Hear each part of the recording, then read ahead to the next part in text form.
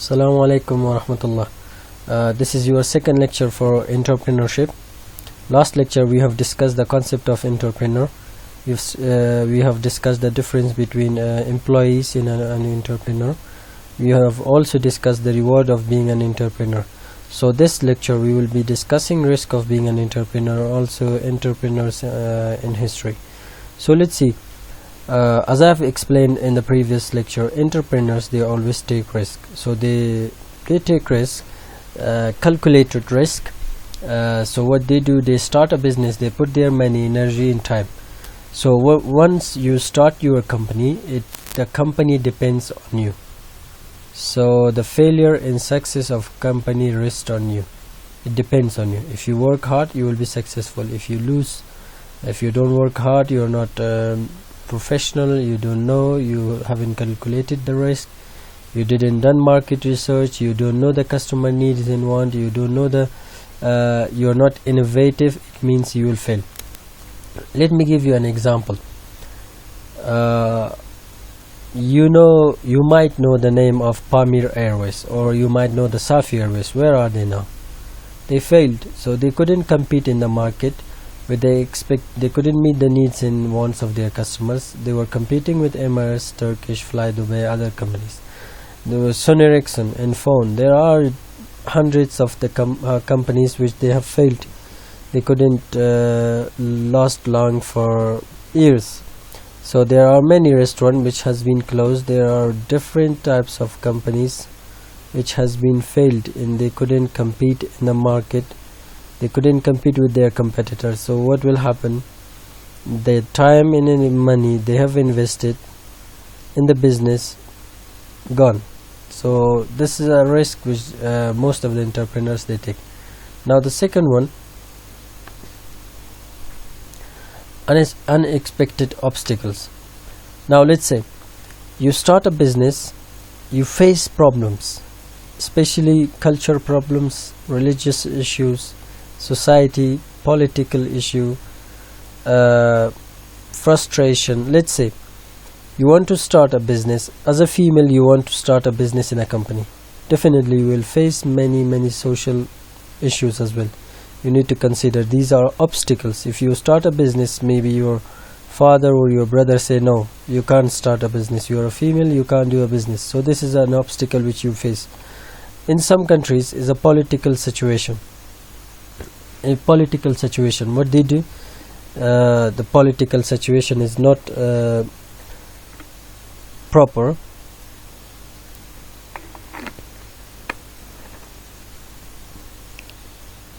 So there are different issues in politics. It's not stable. So it's an issue, it's a challenge for a company. Frustration. You're alone, you want to start a business, you think, oh, how can I handle these issues? How can I handle all these problems?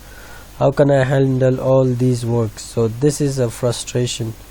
You think of hard work. So that's why most of the companies, this is the risk. That's why entrepreneurs face this risk.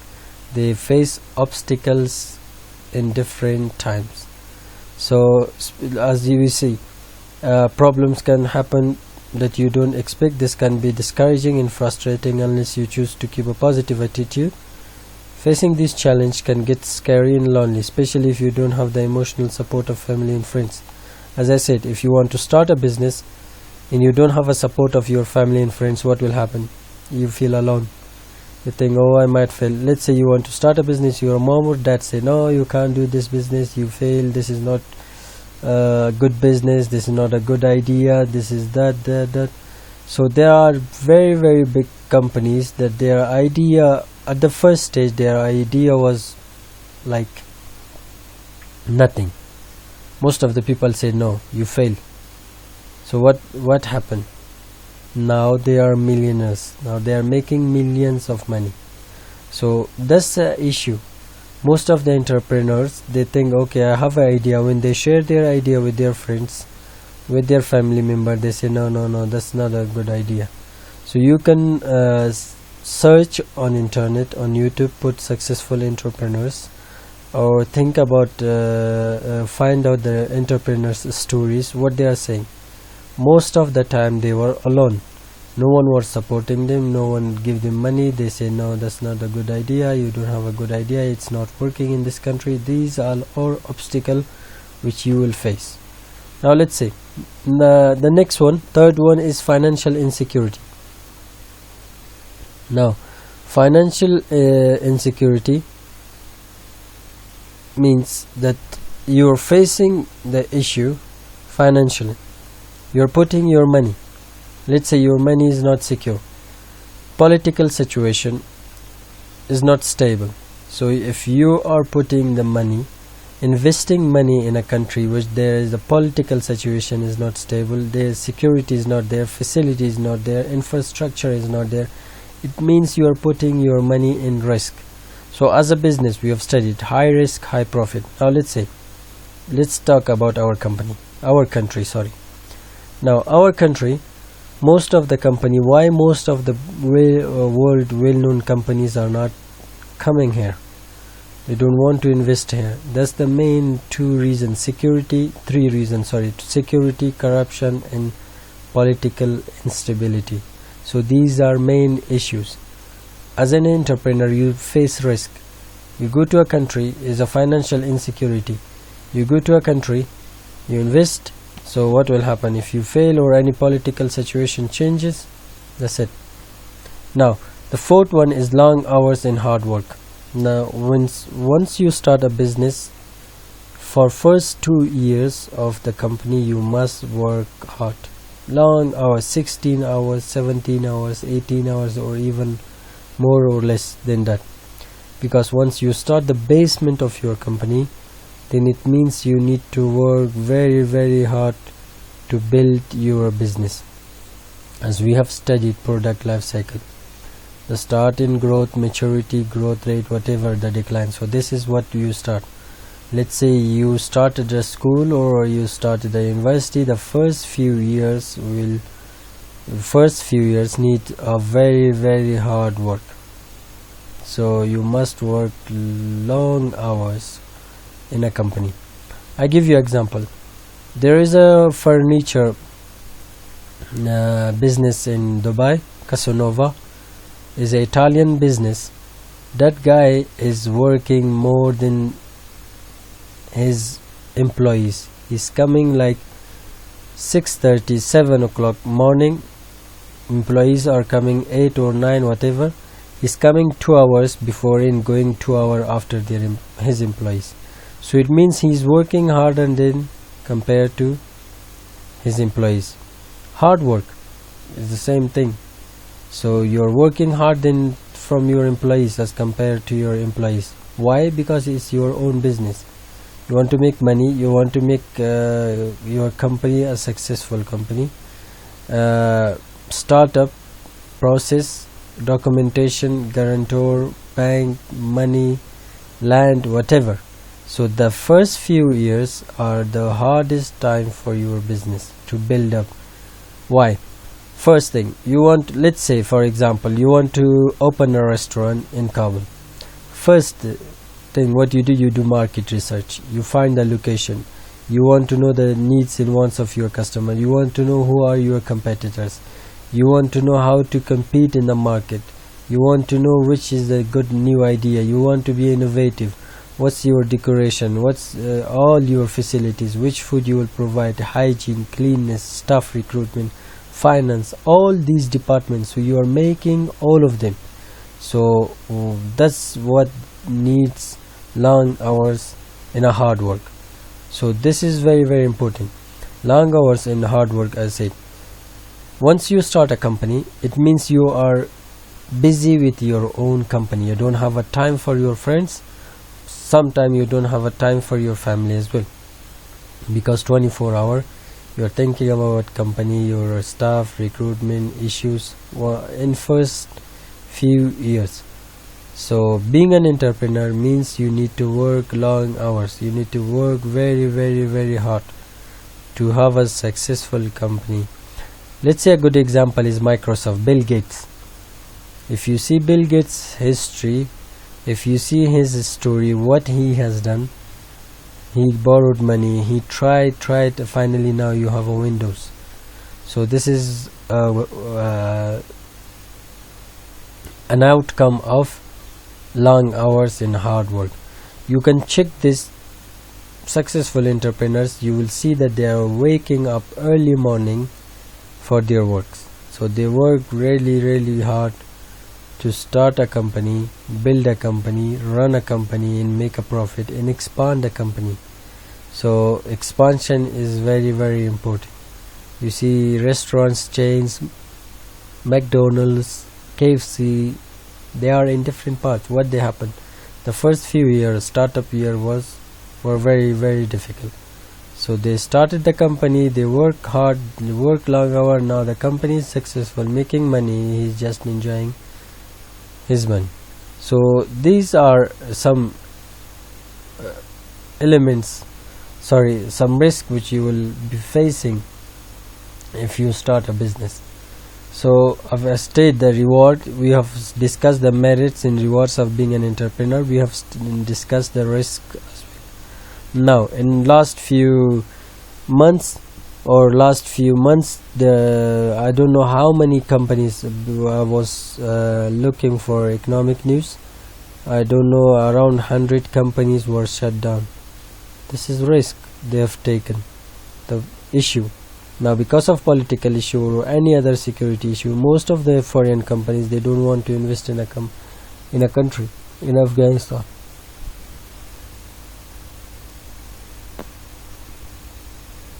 So let's come to another topic, entrepreneurship in a history. Now in history, if we think, there were entrepreneurs. Let's say from Islamic perspective, if we think the wife of the Prophet, peace be upon him, Khadija, she was an entrepreneur. She used to take the caravans, she used to send the caravans from Mecca to Shams, Yemen, and other part of the world. There were many other entrepreneurs in Islamic histories as well. Usman radiallahu anhu, Abu Bakr Siddiq used to be a merchant of clothes. So they were entrepreneurs. They were taking risk, putting their life in risk, energy. They were going all the way from Mecca to Yemen, from Mecca to India, from Mecca to Sham, in Baghdad, in different part of the world. They used to go there and make money. There were some Afghans as well. You can check this. The Khan or the Afghans is now in Australian coins. So the Afghans used to go all the way from here to India into Australia. They have a mosque there. They used to go and do trade from here to Australia. So it means that they were entrepreneurs. Now entrepreneurship, the process of being an entrepreneur, is more than just learning how to run a business. It can affect the economy. You're paying tax to the government. You're creating jobs opportunity in many other ways. You're helping in corporate social responsibility, your community, ultimately the world in which you will live. So if you work in a company, that means, let's say we have for example Han Steel, or let's say Alakoze, we have Mahan Steel, we have movie group, we have universities, we have Pamir Kola, we have Zaranj, we have different companies. Now thousands of individuals, Afghans, are working in this company. So if you start a business, it means you are creating a job opportunity for some individual. Let's say at least 1 or 2 or 3, whatever is whatever companies make job opportunity for their own. Now let's see what's let's say in 18th century, Thomas Edison was 12 years old. He used to sell newspaper, candy and snacks, like snacks, chips or these things, at local railroad station in the United States. Now when he was 14 years old, he started his own newspaper business. So he was gathering the daily news release that were teletyped into the station. He pulled out the scoops and convinced over 300 commuters to subscribe to his papers. So 300 people on railway station used to take newspaper from him. So he was just only 14 years old when he started this business. Now let's say Phineas Taylor Barnum, this guy, he was 60 years old when his circus staged its first show. Now you know what is circus. Now on his first show, he generated 400,000 US dollar in the first year. Now later on, it became known as the greatest show on earth, circus. So there are other individual as well. Now let's say KFC. He was very old. He used to make chickens in his kitchen. You can search entrepreneurs in the history. You will find out different entrepreneurs. I've talked about Honda as well. Alibaba.com, the latest entrepreneurs in the history. You can check Islamic history. There were hundreds of entrepreneurs in the Islamic history as well. They started their business, they were running their business. Even the Prophet, peace be upon him, was a merchant, used to go from Mecca to Sham as well. So this was the business. Now in 19th century, these two friends, William Harley and Davidson, what they done, they wanted to improve the two-wheel cycles. Like let's say they want to improve the bicycle. So what happened? They come up with a new idea of motorcycles. So after that, William and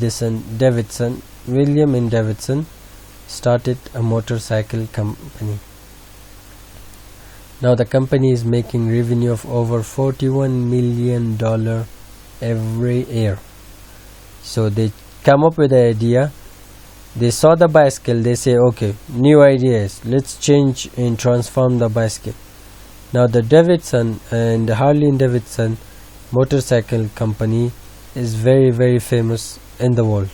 So what happened? They got an idea. So they come up with a new idea and they started that company. Now William and Davidson. So they are now the biggest manufacturer of, I think, maybe motorcycle company in the US. Now, recent entrepreneurs. Mark Zuckerberg, you all are using Facebook. He's the owner of that Facebook, now making millions of billions of dollars every year. Bill Gates, everyone knows Bill Gates, the owner of Microsoft. Jeff Bezos is the owner of Amazon. I think he is the richest person in the world. So he started Amazon. And Amancio Ortega is a Zara, is a clothing chain company. I think he's the second or third richest person in the world. So these are the recent entrepreneurs which started a company in a business. There are different companies, entrepreneurs as well. Owner of the Hot Mills, maybe owner of Skype, owner of WhatsApp, and owner of different social media companies as well. So these are the recent entrepreneurs. They put their time, energy, risk. Now they are just sitting back and making money. They have created a great wealth. I've discussed this. The reward of being an entrepreneur is sometime once your company has been built, you got customers, you understood the needs and wants of your customers, you meet their expectation. It means you have already built up. So this play a very, very key role. Let's say you have started a company, a restaurant, and it's a very, very successful restaurant. What will happen? You have created a great wealth for you, for your family. Once you die, you have a restaurant. But imagine if you are working in a restaurant, spending your time and energy for someone else.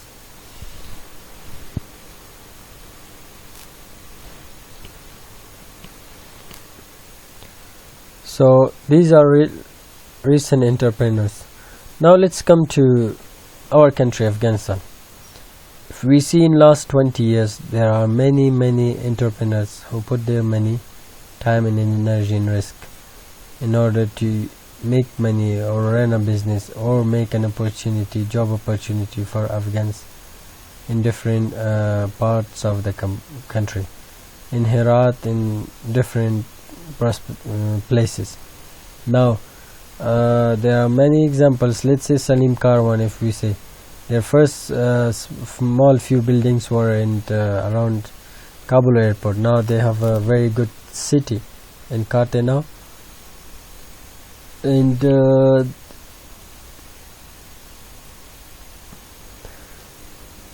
there are many others entrepreneurs. I think we have I think around 130 private universities in Kabul.